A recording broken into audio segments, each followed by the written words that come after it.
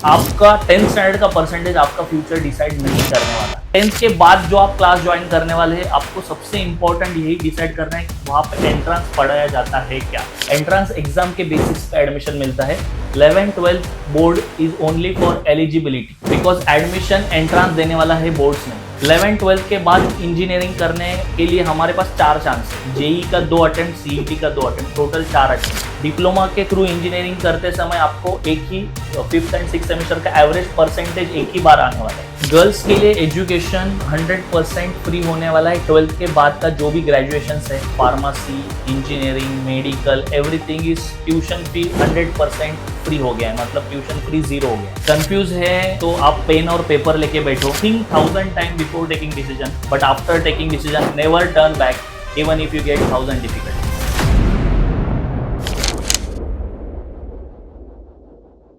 आज तक आपने मुझे बहुत सारे डिफरेंट चैनल्स पे, पॉडकास्ट पे, इंटरव्यूज में देखा रहेगा, लेकिन आज मैं अपने खुद के अचीवर्स टेक्निकल एकेडमी के यूट्यूब, इंस्टाग्राम और फेसबुक पे चैनल पे आपको ये इन्फॉर्मेशन देने का कोशिश कर रहा हूँ। ये स्टार्ट कर रहे हैं हम डायरेक्टली आपसे बात करने के लिए। बहुत सारे स्टूडेंट्स और पेरेंट्स तक हम पहुंच नहीं पा रहे, इसीलिए ये चैनल आपको फ्यूचर में 100% हेल्प करने वाला है।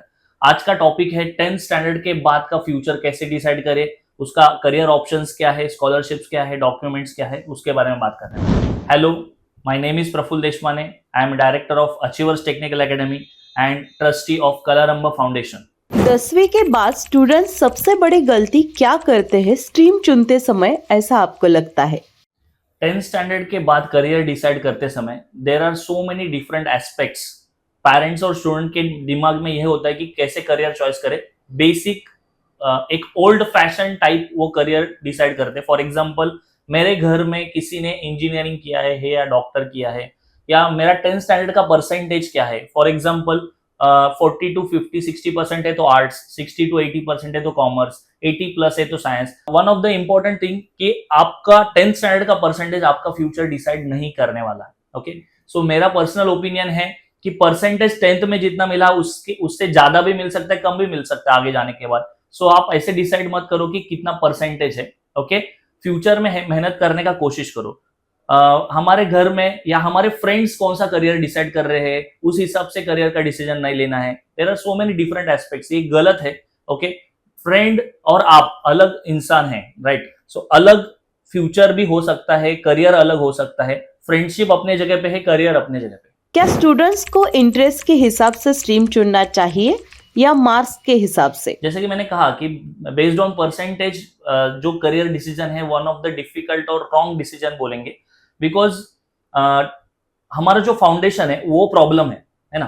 फॉर एग्जाम्पल समझो किसी स्टूडेंट को 60-70% मार्क्स आ रहे हैं, ठीक है, और उसको ऐसा लग रहा है कि मुझे साइंस करना है, मन से दिल से ऐसा लग रहा है, लेकिन वो because of the 10th standard percentage खुद को जज कर रहा है और वो जजमेंट की वजह से वो फ्यूचर में डिसीजन नहीं ले पा रहा है। तो मेरा पर्सनल ओपिनियन है, जो भी बेसिक फाउंडेशन है, हॉलीडेज में थोड़ा फोकस करो कि मेरा मैथ्स का कौन सा फॉर्मूलाज वीक है, साइंस का कौन सा क्या है, चैप्टर्स आपका वीक है, उसको थोड़ा 1-2 घंटे का भी फोकस देंगे जितना हम लोग मोबाइल पे देते हैं, तो भी आपका फाउंडेशन स्ट्रांग बनेगा और आप कोई भी स्ट्रीम लेने के लिए एप्लीकेबल होंगे। एंड मैं गारंटी देता हूं कि हर एक स्टूडेंट अच्छे से कर सकता है। साइंस, कॉमर्स और आर्ट्स में सही चॉइस कैसे करें?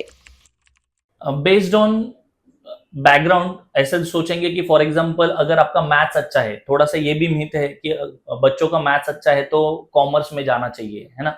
सो ऐसा कुछ नहीं है। सबसे ज्यादा मैथ्स साइंस में यूज होता है। कॉमर्स में अकाउंट्स, क्रेडिट एंड डेबिट, इतना ही मैथ्स है। ओके, ऑब्वियसली फाइनेंशियल्स वगैरह आगे है। कोई भी फील्ड चॉइस करते समय, आर्ट्स, कॉमर्स या साइंस, तीनों भी फील्ड बहुत ही अच्छी फील्ड है, ठीक है, नो प्रॉब्लम। बट किसी भी फील्ड में आगे जाके आपको कोई एंट्रेंस एग्जाम देने के बाद जो फ्यूचर बनने वाला है, फॉर एग्जांपल अगर हम लोग देखेंगे कॉमर्स में, तो कॉमर्स में CA, MBA, CFA, ACCA, there are so many different fields. वहां पे आपको एंट्रेंस एग्जाम्स देना पड़ेगा। सीए के लिए फाउंडेशन, इंटरमीडिएट, फाइनल, या एमबीए के लिए सीईटी, कैट, है ना। सो ये कॉमर्स के बाद का फ्यूचर भी बनाने के लिए normal graduation are not important. Normal graduation complete करने के बाद आपको फ्यूचर में थोड़ा सा करियर में जॉब के लिए प्रॉब्लम फेस करना पड़ सकता है, इसीलिए आपको एंट्रेंस एग्जाम के थ्रू जाना है। सेम साइंस में भी 11th-12th के बाद ही एंट्रेंस एग्जाम से उसका प्रिपरेशन पहले से ही करना है। बेस्ड ऑन एंट्रेंस एग्जाम वाले करियर को थोड़ा फ्यूचर ज्यादा है ऐसा मैं बोलूंगा। बाकी graduation are okay, but directly job availability थोड़ा कम है। आज के टाइम में कौन सा स्ट्रीम ज्यादा स्कोप देता है और क्यों? सभी लोग अभी ऑलरेडी अवेयर है कि अभी की ये फ्यूचर में एआई ही फ्यूचर है। Artificial intelligence, machine learning, data science, cyber security, है ना, IOT, internet of things, there are so many different fields are there. Commerce में भी एसीसीए, सीएफए वगैरह अभी ये फ्यूचर में आया है। फ्यूचरिस्टिक है, ग्लोबल एजुकेशन है। सो ग्लोबल एजुकेशन, एआई फ्यूचर आने वाला है। हर फील्ड में एआई यूज होने वाला है। फॉर एग्जांपल कॉमर्स में भी एआई यूज होने वाला है, आर्ट्स में भी यूज होने वाला है, साइंस में भी यूज होने वाला है। सो AI is the future. But AI में आप अपना खुद का डिग्री अगर लेंगे तो मेरा पर्सनल ओपिनियन रहेगा कि any degree related to all fields. अभी फ्यूचर में ऐसा आने वाला है, न्यू एजुकेशन पॉलिसी जो आने वाला है, अपना नेशनल एजुकेशन पॉलिसी एनईपी बोलते हैं, उसमें एक फील्ड में रहते समय ही आप दूसरे फील्ड्स के सब्जेक्ट भी चॉइस कर सकते हैं। फॉर एग्जांपल अभी ऑलरेडी इंजीनियरिंग में भी ऐसा कुछ डिग्रीज आया है। So my opinion is AI is future.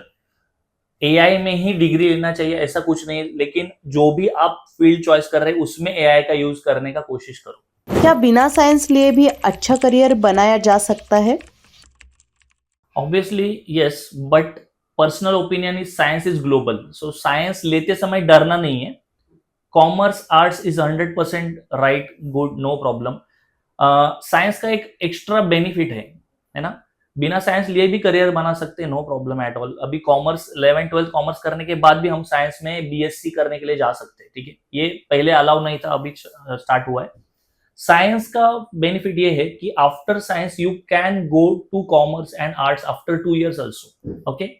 तो कुछ पेरेंट्स या स्टूडेंट्स के माइंड में आता है, सर वो तो मेरा बेसिक अकाउंट्स जो यूज होने वाला था, मुझे आगे तो कॉमर्स में समझो जाना है, अभी मैंने साइंस लिया लेकिन मुझे बाद में कॉमर्स में शिफ्ट होना है, तो मेरा अकाउंट्स बेसिक यूज होने वाला है या वॉट एवर। सो मेरा पर्सनल ओपिनियन है कि अकाउंट्स तो हम लोग 3-4 महीने में भी सीख सकते हैं, right. So start your career ऐसा कि फ्यूचर में आपको हर एक ऑप्शन ओपन रहे, okay. I am not promoting science here, okay. Science, commerce, arts no problem, लेकिन ऐसा करियर चॉइस करो बिकॉज अभी फ्यूचर में कुछ भी चेंजेस हो सकते हैं। So be ready for everything. So science is global. So decision लेते समय आप साइंस को चॉइस करेंगे बिना डरे, एंड उसमें भी बहुत सारे पर्सनल ऑप्शंस है। मतलब for example basic science, plain science and bifocal science, वो बहुत सारे ऑप्शंस हम लोग डिस्कस करने वाले।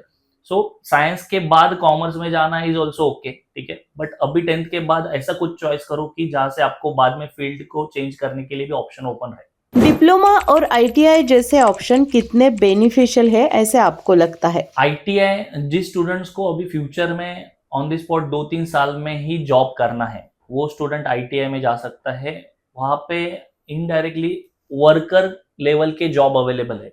सो अगर आपका ऐसा गोल है कि 1.5-2 साल में ही मुझे करियर सेट करना है और मुझे एज ए वर्कर किसी कंपनी में काम करना है, तो आप आईटीआई में जा सकते हैं। Diploma is again very good option after 10th। अगर आप इंजीनियरिंग ही करना चाहते हैं, so diploma is very good option. 3 साल का डिप्लोमा एंड देन 4 साल का डिग्री होता है, डायरेक्ट सेकेंड ईयर एडमिशन मिलता है। यहाँ पे एक बड़ा चैलेंज आप फेस करने वाले डिप्लोमा में, डायरेक्ट सेकेंड ईयर में there are some percentage of seat reserve for diploma students, okay. So degree के बाद आप जॉब करने वाले हैं, डिप्लोमा के बाद आप जॉब अगर करने वाले हैं तो डिप्लोमा बेस्ट है।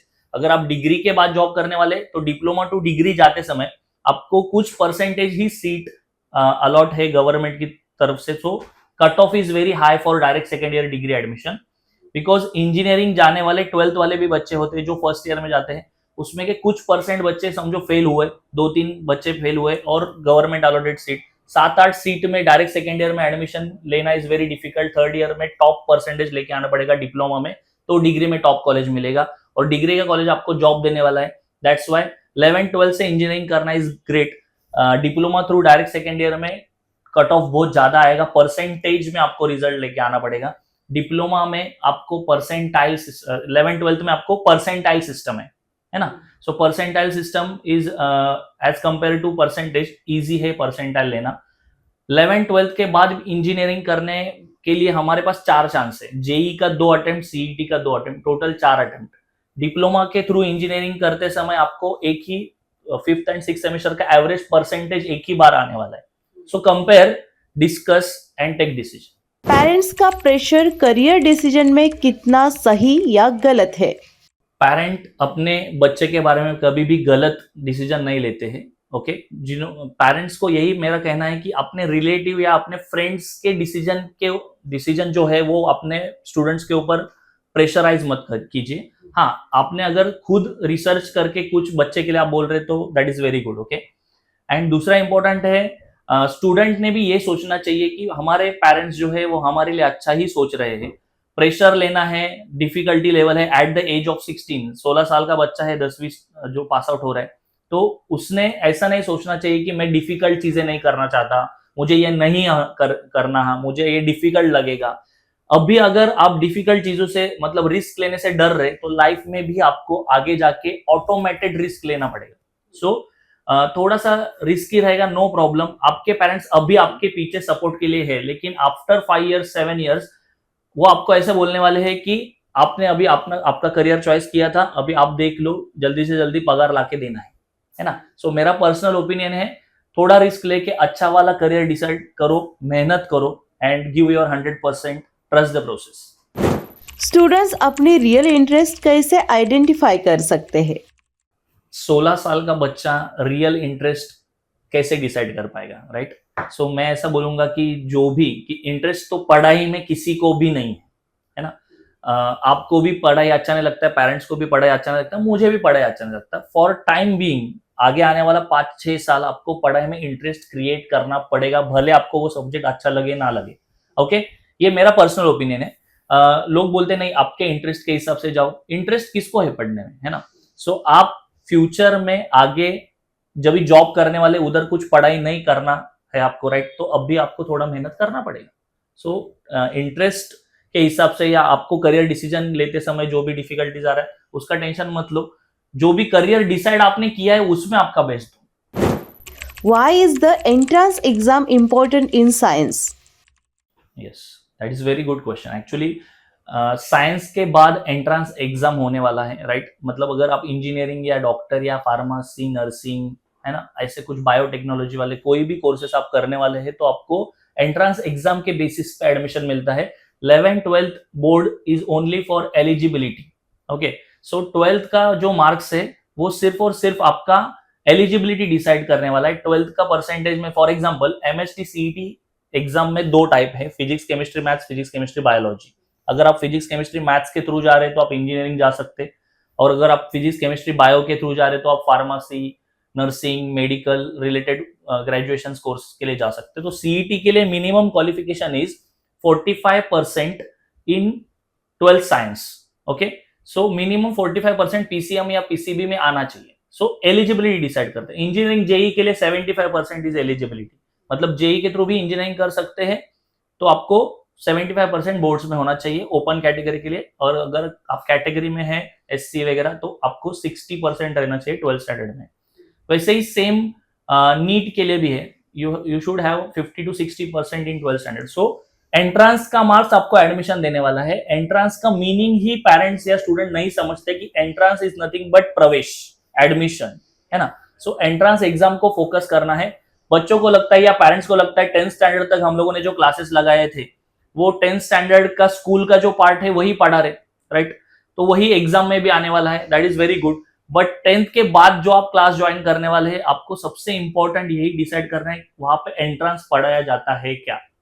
ओके, बिकॉज एडमिशन एंट्रांस देने वाला है, बोर्ड्स नहीं.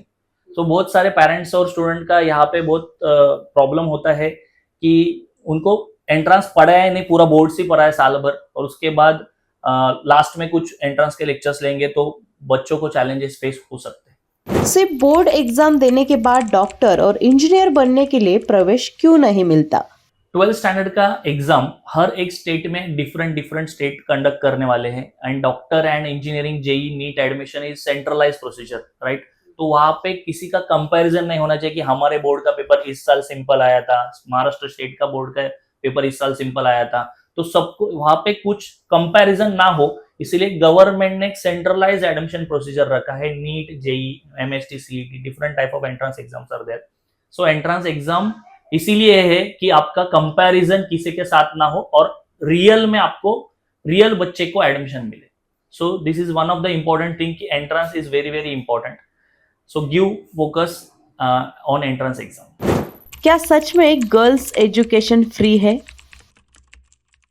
गर्ल्स के लिए एजुकेशन 100% फ्री होने वाला है. 12th के बाद का जो भी ग्रेजुएशन है, pharmacy, engineering, medical, everything is tuition fee 100% free हो गया है. मतलब ट्यूशन फ्री 0 हो गया है.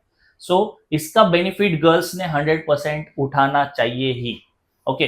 दूसरा इंपॉर्टेंट है, सिर्फ गर्ल्स के लिए नहीं है, बॉयज एंड बाकी जो जनरल कैटेगरी के स्टूडेंट्स है उनको लगता है कि हमारे साथ नाइंसाफी हो रही है.